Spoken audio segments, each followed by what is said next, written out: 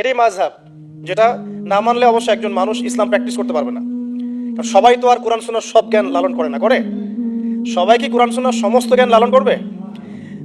কোরআন এবং হাদিস ফলো করতে হবে। তো কোরআনের সব আয়াত কি আমি জানি? সব আয়াতের ব্যাখ্যা আমি জানি? হাদিসের সব হাদিস কি আমার মুখস্থ আছে বা ব্যাখ্যা আমি জানি? জানি না।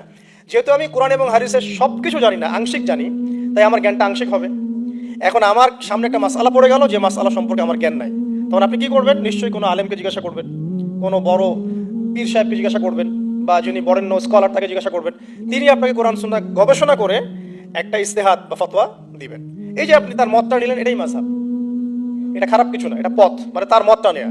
এটা না নিলে সাধারণ মুসলিমরা তো আর দিন পালন করতে পারবে না। কারণ সবাই তো আর বড় আলেম না। সবাই কি আলেম?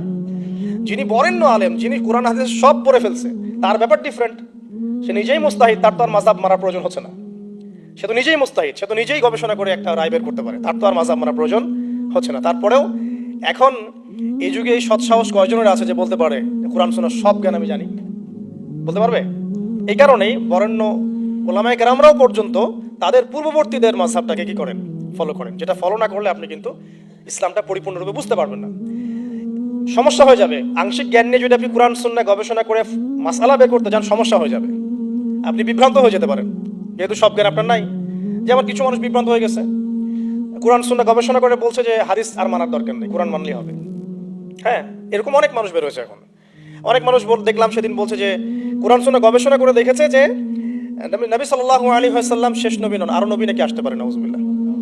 তো কোরআন সুন্নাহ গবেষণা করে সে তার ওই ভাঙাচোরা বুদ্ধিতে বুঝেছে যে লা ইলাহা ইল্লাল্লাহ কালিমা একবার মুখে পড়লেই হবে, আমলের কোনো দরকার নেই। আবার এক শ্রেণী বের হচ্ছে, ওরা বলছে যে কবিরা গুনাহ যদি করে কেউ, কবিরা গুনাহ যদি কেউ করে ফেলে, সে কাফের হয়ে যাবে, তাকে হত্যা করা যাবে, নাউজুবিল্লাহ। এরকম মানুষ যে বিভ্রান্ত হচ্ছে কেন? বিকজ নিজে নিজে অধিক পাণ্ডিত্য প্রদর্শন করতে গিয়ে অন্যের মত, বড় বড় স্কলারদের আলেমদের মতকে প্রত্যাখ্যান করে নিজে যখন সবকিছু বুঝি এমন দাবি করছে, তখন বিভ্রান্ত হয়ে যাচ্ছে।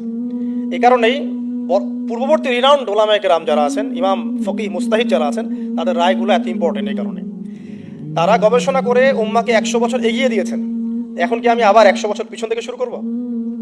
বুঝাচ্ছি দাঁড়ান। মেডিকেল সায়েন্স আছে না, মেডিকেল সায়েন্স, মেডিকেল সায়েন্সের যে বইগুলো পড়ে মানুষ ডক্টর হয়, সেই বইগুলো ওই সেকশনের বিজ্ঞ পণ্ডিতরা লিখেছেন না? ঠিক আছে না? এখন কেউ যদি ডক্টর হতে চেয়ে বলে যে আমি এই বইগুলো পড়বো না, আমি আবার নতুন করে বই লিখে বই হয়ে পড়ে ডক্টর হবো, হবে? যদি করতেও পারে, তাও তো আর সে 100 বছর পিছায় গেল। বুঝতে পারছি না মনে হয়। কেউ ইঞ্জিনিয়ার হতে চায়, ইঞ্জিনিয়ারিং পড়তে গেলে তাকে অনেক বই পড়তে হয় না? প্রামাণ্য কিছু বই পড়তে হয়। সেই বইগুলো কে লিখেছে? বড় বড় ইঞ্জিনিয়াররা লিখেছে এই সূত্রগুলো, তাই না? এই বইগুলো পড়ে তারা ইঞ্জিনিয়ার হচ্ছে। এখন একজন মনে করলো, চিন্তা করলো যে আমি ইঞ্জিনিয়ার হব, ইঞ্জিনিয়ারিং এর যত বই আছে নিজে আমি গবেষণা করে আবার নতুন বই লিখে ওই বইগুলো পড়ে আমি কি হব? ইঞ্জিনিয়ার হব। এই যদি ইঞ্জিনিয়ার হয়ও, তাহলেও কিন্তু 100 বছর পিছিয়ে গেল। বিজ্ঞানী হবে, যে বিজ্ঞানের অনেক সূত্র আছে না, ফিজিক্সের, কেমিস্ট্রি, বায়োলজির অনেক সূত্র আছে না? এই সূত্রগুলো গবেষণা করে করে মানুষ বড় বড় বিজ্ঞানী হচ্ছে না?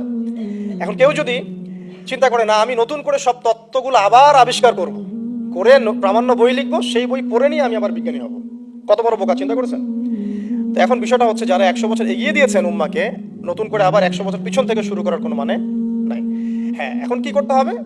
যদি এমন নতুন নতুন কিছু মাসআলা বের হয় যেগুলো কোরআন সুন্নাহর সাথে সরাসরি পাওয়া যাচ্ছে না, তখন আপনি কি করবেন?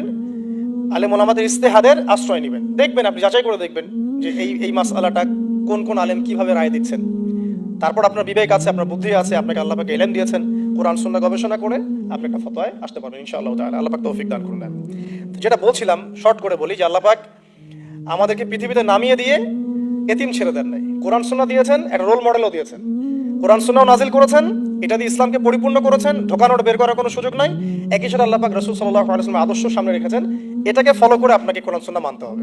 এখন নবী নাই, সাহাবী নাই, তাবিঈ তারা নাই, কিন্তু তাদের উত্তরসূরি ওলামায়ে কেরাম তো আছে, মুস্তাহিদ কেরাম আছেন, মুফাসসিররা আছেন, মুহাদ্দিসরা আছেন। তাদের রায়গুলো মেনে আপনাকে দিন ফলো করতে হবে।